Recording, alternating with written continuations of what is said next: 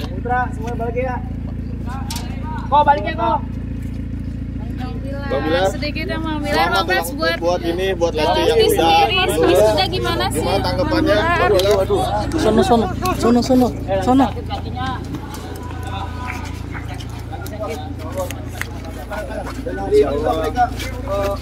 Ibadah umroh semua. Apa? Ibadah umroh semua. Ya, itu artinya di samping sisi profesionalisme, para pemain kita tidak melupakan yang namanya ibadah ya.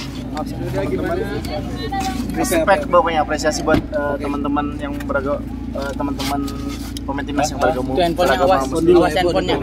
Terus dan apa? Itu udah Dede. Iya, alhamdulillah udah beres, tinggal sidangnya. Tinggal perjuangannya seperti apa sih Bang Bi? Perjuangannya seperti apa sih Bang di tengah syuting? Karena lebih banyak online memang kuliahnya, jadi nggak yang memang CF lah. Jadi syukurnya kampusnya pun memberikan sedikit kelonggaran lah. Jadi kuliah juga bukan kuliah reguler seperti umumnya, masuk pada umumnya. Tapi tetap apresiasi dari saya buat istri saya yang begitu luar biasa, tetap menomorsatukan, mengutamakan pendidikan juga di samping tetap berkarya. Nggak mengganggu kesibukannya karirnya mungkin? Enggak dong. Dia kan tahu mana menempatkan pekerjaan, menempatkan posisinya sebagai mahasiswi, dan menempatkan posisinya sebagai ibu rumah tangga. Dan saya juga tentunya sangat bangga sekali karena sebagai suami saya mensupport istri, tidak hanya lewat dukungan secara moral, namun juga kebetulan skripsi kita bahan materinya itu adalah diambil dari perusahaan yang kita dirikan juga, yaitu Lestari Code.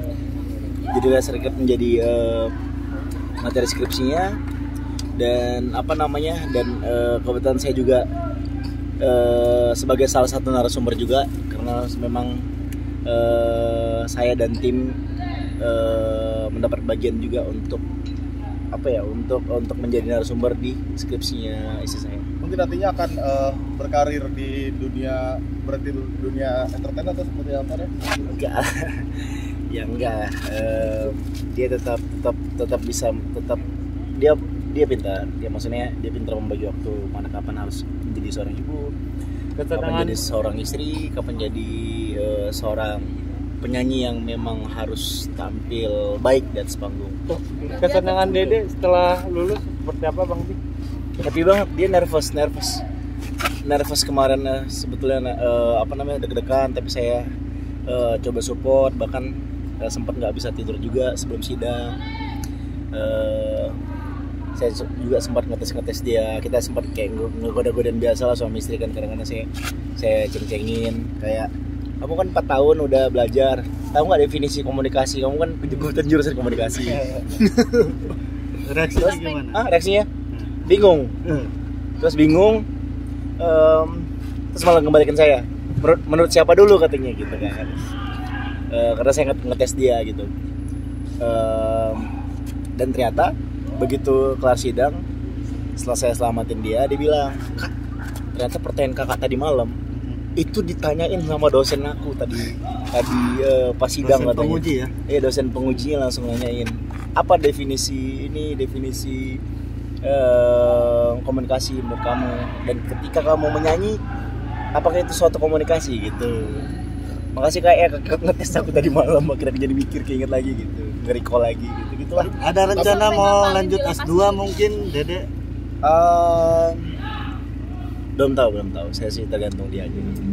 Tapi mentalnya saat sidang terus lagi hamil juga terganggu nggak? Enggak sih, enggak. Syukurnya dia punya dosen pembimbing yang memang benar-benar ngayam ya, benar-benar sesantai itu yang membuat dia jadi rileks. Bahkan di awal untuk melepaskan ketegangan, untuk supaya Lesti tetap tidak nervous, akhirnya dosennya malah nyuruh nyanyi gitu. Jadi setelah itu Lesti sudah mulai lepas dan akhirnya bisa mempresentasikan hasil materi skripsi dengan baik. Sebagai suami ngasih kado apa mungkin? Karena sebagai suami ngasih kado apa untuk istri? Enggak salah apa-apa dipublish dong. Enggak salah Udah apa-apa dipublish. disiapin Pak. Apa? Udah ada. Enggak salah apa-apa dipublish.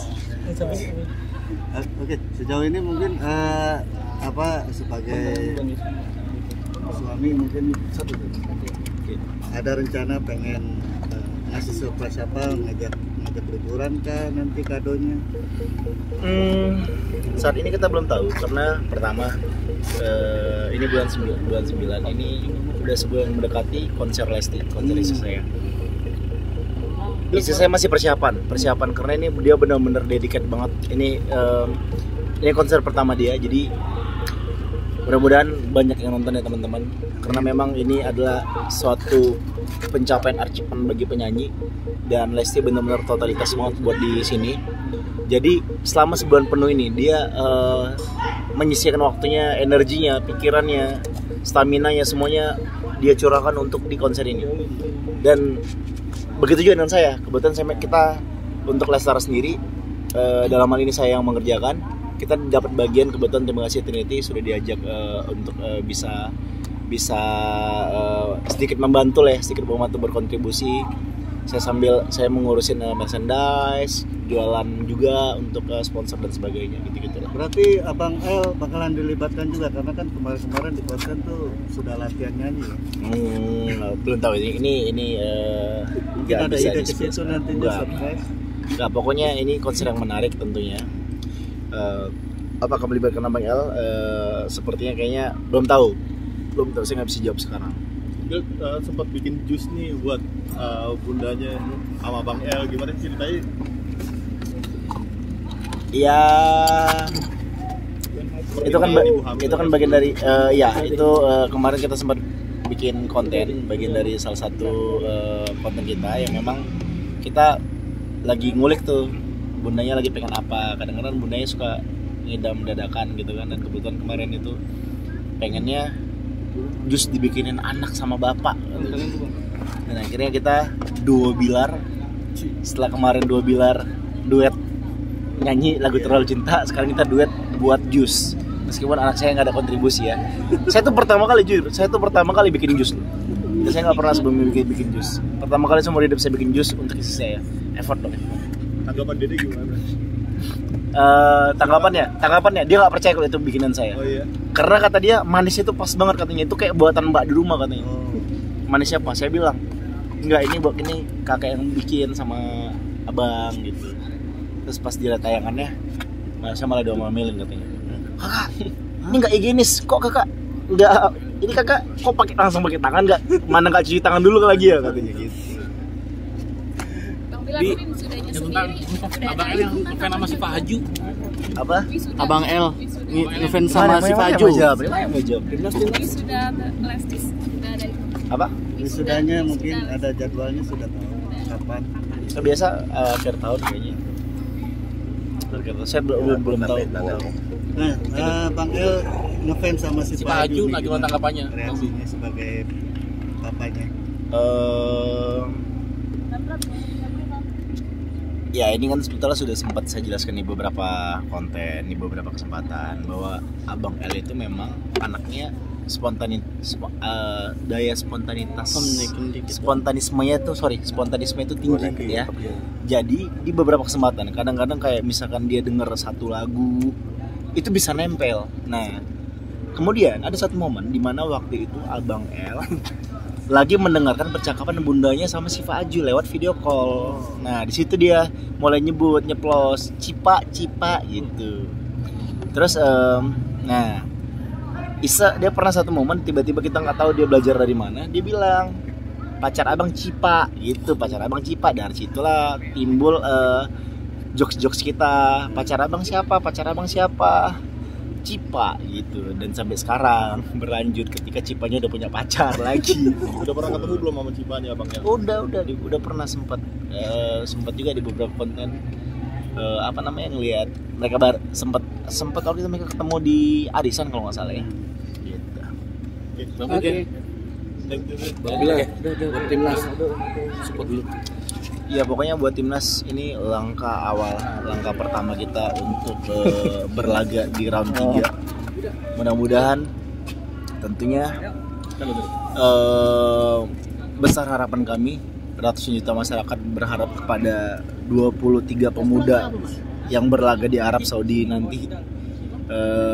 Insya Allah tetap jangan jadikan ini beban yang akan menjatuhkan mental kalian. Jadikan ini ekspektasi kami yang tinggi ini, harapan kami yang begitu besar terhadap kalian ini bisa justru menjadi energi tambahan buat kalian untuk bisa tampil Spartan, untuk bisa tampil maksimal, untuk bisa tampil all out, dan syukur-syukur insya Allah kita bisa mencuri poin di Arab nanti.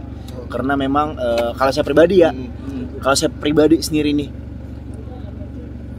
saya termasuk yang minoritas ya, karena di luar sana banyak orang-orang yang ekspektasi tinggi banget ngelihat, karena banyak pemain diaspora yang memang sedikit banyaknya mempengaruhi performa kita belakangan. Tapi kalau saya sebagai pengamat yang memang sudah ngikutin timnas sejak ya lumayan lama, sejak 2005 saya ngikutin ya, saya melihatnya gini, saya tetap berusaha realistis karena memang melihat beberapa tim ASEAN sebelumnya itu selalu menjadi lumunggul bagi tim-tim besar gitu. Jadi dan di beberapa kesempatan juga ketika kita menaruh ekspektasi yang terlalu tinggi, kadang-kadang begitu kita kalah justru akan menjadi kickback ya, backfire buat pemain timnas ya. Mudah-mudahan, pokoknya intinya apapun hasilnya, saya mudah-mudahan berharap masyarakat tetap akan terus mendukung, dan syukur-syukur kita bisa mencuri poin, bisa meraih hasil maksimal, dan insya Allah lolos ke Piala Dunia itu bukan menjadi mimpi kosong lagi ya, bukan menjadi mimpi belaka lagi, tapi bisa menjadi suatu mimpi yang menjadi kenyataan. Tentang rumor Pratama Arhan yang dicoret dari timnas, tanggapannya seperti apa? Siapa?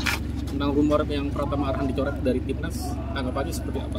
Oh, itu mah saya mah nggak punya kapabilitas itu. Kita serahkan semua ke nahkodanya, yaitu STY Sintayong, pelatih Sintayong yang memang pelatih yang benar-benar menurut saya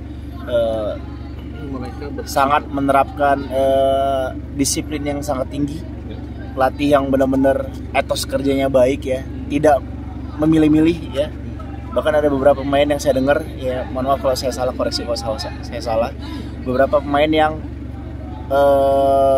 tidak nurut, beberapa pemain yang beberapa pemain yang tidak sesuai dengan visi misi dia, itu pasti akan dicoret dan di blacklist gitu. Dan ya tapi apapun itu, siapapun pilihan nanti yang akan dipanggil oleh pelatih STY, kita percayakan kepada beliau karena beliau adalah nakoda timnas, beliau yang menghandle yang akan memimpin perjalanan timnas untuk berlaga di kualifikasi round 3 gitu. Menjalankan ibadah umroh gimana? Apa? Mereka timnas menjalankan ibadah umroh di sela-sela pertandingan. Tadi udah dibahas tadi. Belum dapat. Oke, kirim aja ntar.